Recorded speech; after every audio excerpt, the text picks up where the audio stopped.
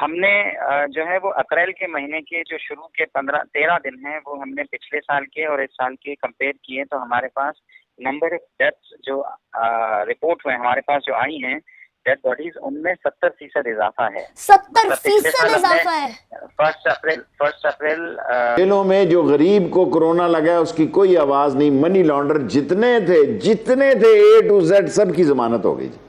ایک آدمی بھی کرپشن کے کیس کا پاکستان کی جیلوں میں نہیں ہے اور ایک غریب آدمی کی ضمانت نہیں ہوئی۔ اگر آپ نے ابھی تک ہمارا چینل سبسکرائب نہیں کیا تو ابھی سبسکرائب کریں اور بیل آئیکن کو کلک کر کے ہماری لیٹسٹ ویڈیوز کے بارے میں اپڈیٹ جانیں۔ جہاں ایک اور پوری دنیا چین کے ووہان وائرس سے غصے میں ہے تو وہیں امریکہ تلملایا ہوا ہے۔ امریکہ نے کئی بار چین کو اس بات کی چیتاونی دی ہے کہ اگر اس وائرس کے سنکرمن کو پھیلانے میں چین کی سلطنت پائی جاتی ہے تو اس کے گمبھیر پرنام بھگتنے ہوں گے۔ تو وہیں دوسری اور ویگیانکوں کا اس بات کا بھی دعویٰ ہے کہ چین ووہان وائرس سے مرنے والوں کے آنکڑے بھی چھپا رہا ہے۔ چین نے اپنے ہاں مرنے والے لوگوں کی سنکھیا میں گڑبڑی کی ہے۔ تو وہیں چین سے ایک قدم آگے نکلتے ہوئے پاکستان، جو چین کا جگری دوست بننے کا دعویٰ بھرتا ہے، وہ بھی اس کام میں پیچھے نہیں ہے۔ پاکستان بھی اپنے ہاں مرنے والے لوگوں کے آنکڑے چھپا رہا ہے اور اس میں گڑبڑیاں کر رہا ہے۔ پاکستانی میڈیا میں بھی اس بات کی چرچا ہے کہ پاکستان کے کچھ پرانتوں میں اچانک ہونے والی موتوں کا کارن پاکستانی سرکار نے کووڈ-19 کو نہ مان کر کسی انیہ بیماری کو مانا ہے، جس کارن پاکستانی میڈیا بھی آشچرچکت ہے کہ اس سمے کورونا وائرس کے علاوہ کسی اور بیماری سے پاکستان میں لوگ کیسے مر سکتے ہیں۔ جبکہ آئے دن پاکستان میں ایسی خبریں آ رہی ہیں کہ رمضان کے مہینوں میں مسجدیں کھولنے سے مسجدوں میں بھیڑ بڑھتی جا رہی ہے، جس سے لوگوں میں سنکرمن کا خطرہ بڑھ گیا ہے اور کورونا سے سنکرمت ویکتیوں کی سنکھیا میں اچانک اضافہ ہوا ہے۔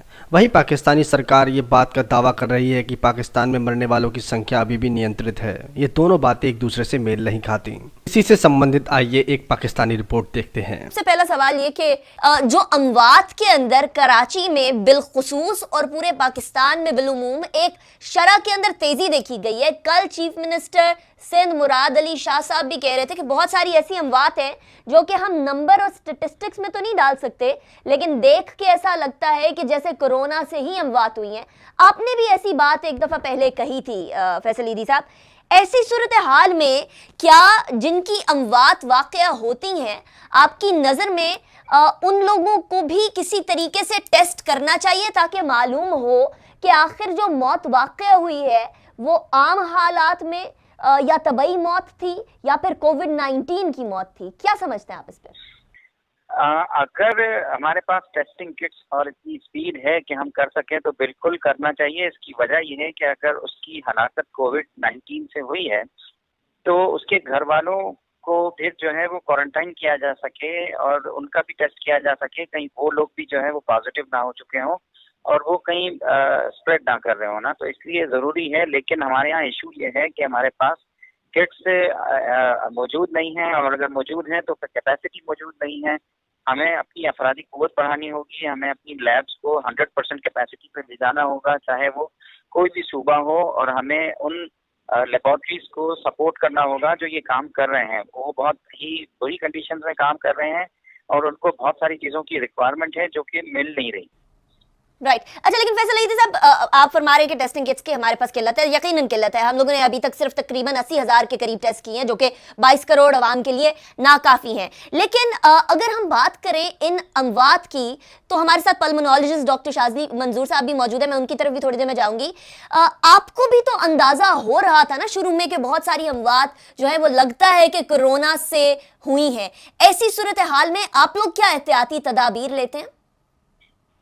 دیکھیں، ہم لوگ احتیاطی تدابیر ہم تقریباً ہر میت کے اوپر لے رہے ہیں، اور جو کٹس ہمیں پہننی پڑتی ہیں وہ ہم پہنتے ہیں، اور ہم احتیاط ہر جو ممکن ہو سکتا ہے اس کو کرتے ہیں، اور ہر میت کے بعد اپنی ساری چیزوں کو ڈس انفیکٹ کرتے ہیں تاکہ جو ہے وہ انفیکشن کے پھیلاؤ کی وجہ نہ بنے۔ دوسرا، ہم کنفیوز شروع میں بہت تھے کیونکہ پاکستان میں ایک ٹرینڈ ہے، جو بھی مرتا ہے تو اس کو ریسپائٹری اریسٹ کے نام سے جو ہے وہ لکھ دیا جاتا ہے، کاز آف ڈیتھ ریسپائٹری اریسٹ۔ تو ہم بہت کنفیوز تھے۔ ہم نے ہماری جو پہلی جو کچھ لسٹیں بنی تھی باڈی जो लाशें आई थी तो हम बहुत ही कंफ्यूज थे। फिर हमने बहुत सारे मुख्तलिफ डॉक्टरों से रब्ता किया और उन हॉस्पिटल से रब्ता किया जिन हॉस्पिटल से वो मैयतें आई थी। तो फिर हमें डिटेल इन्वेस्टिगेशन से पता ये चला कि हमारे यहाँ कॉमन कॉज ही जो है वो रेस्पिरेटरी अरेस्ट लिखा जाता है, हर दूसरी मैयत पे जो है वो लिखा जाता है। और वैसे भी अगर आप देखें, चाहे वो कार्डियक पेशेंट हो, चाहे वो मेडिकल की जितनी भी इमरजेंसीज हैं जिसमें आप जो है वो स्ट्रोक को ले लें, आप जिनमें ब्रेन हेमरेज को ले लें, किसी को भी ले लें, तो उस हर किसी में जो है वो गैस्पिंग होती है, जो है वो आखिरी वक्तों में जो है वो सांस में तकलीफ बढ़ जाती है।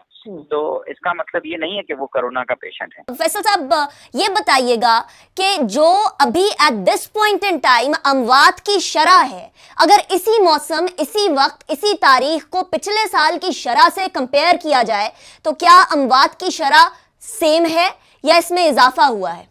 हमने जो है वो अप्रैल के महीने के जो शुरू के 13 दिन हैं वो हमने पिछले साल के और इस साल के कंपेयर किए, तो हमारे पास नंबर डेथ्स जो रिपोर्ट हुए हमारे पास जो आई हैं डेड बॉडीज, उनमें 70% इजाफा है। 70% इजाफा है। 1 अप्रैल से लेके 13 अप्रैल तक 230 मैयतें हमारे पास लाई गई थी, और इस साल जो है 1 अप्रैल से लेके 13 अप्रैल तक 387 लाशें हमारे पास आई हैं, और ज्यादातर ओल्ड एज थी। राइट तो फैसल दीदी साहब, इसके अंदर तो फिर क्लियरली एक इंडिकेशन आ रही है, जिस तरह डॉक्टर साहब भी कह रहे हैं, आप भी फरमा रहे हैं कि इसके अंदर पॉसिबिलिटी हो सकती है। ऐसी सूरत हाल में फैसल दीदी साहब, गवर्नमेंट के साथ क्या कोऑर्डिनेशन की जा सकती है कि हमारे पास जो अमवात की तादाद है और वो जिसके अंदर 70% इजाफा हो गया है और उसके अंदर ज़्यादातर के अंदर लिखा हुआ है कि रेस्पिरेटरी अरेस्ट है, ऐसी सूरत हाल में गवर्नमेंट को ये डाटा फराहम किया जाए, या आपकी नज़र में गवर्नमेंट इस डाटा में इंटरेस्टेड है भी या नहीं? मेरी बिल्कुल सिंध के जो हेल्थ मिनिस्टर हैं अजरा साहबा, मुझे उनका फ़ोन आया था सुबह और उन्होंने मुझसे लिस्ट मांगी है, तो वो हम इनको प्रोवाइड कर लें, और उन्होंने कॉन्टेक्ट नंबर्स भी मांगे हैं उन सारे घर वालों के, ताकि जो है वो इसको डिटेल इन्वेस्टिगेट कर सकें कि क्या कॉजेज़ हैं। लेकिन हमने खुद भी इसको डिटेल इन्वेस्टिगेशन की है, क्योंकि बहुत सारी मैयतें ICU से आई थी, तो हमने उन ICUs में हमारे जानने वाले थे, उनसे फ़ोन पे बात करके उनसे पूछा कि ये क्या कोरोना के पेशेंट्स हैं, तो उन्होंने कहा नहीं, ये कोरोना के पेशेंट्स नहीं है, लेकिन आम रूटीन में हमारे यहाँ जो है वो 2 चीज़ें कॉज ऑफ डेथ लिखी जाती है, रेस्पिरेटरी अरेस्ट या जो है वो कार्डियक अरेस्ट। तो यही 2 चीज़ें हमारी रूटीन में चलती हैं। ये हिस्ट्री नहीं लिखते हैं मरीज की, या जो इंस्टेंट वजह बनी है, या जो उसकी जो मेडिकल रीजंस थी वो बाज़ औक़ात नहीं लिखते। यही 2।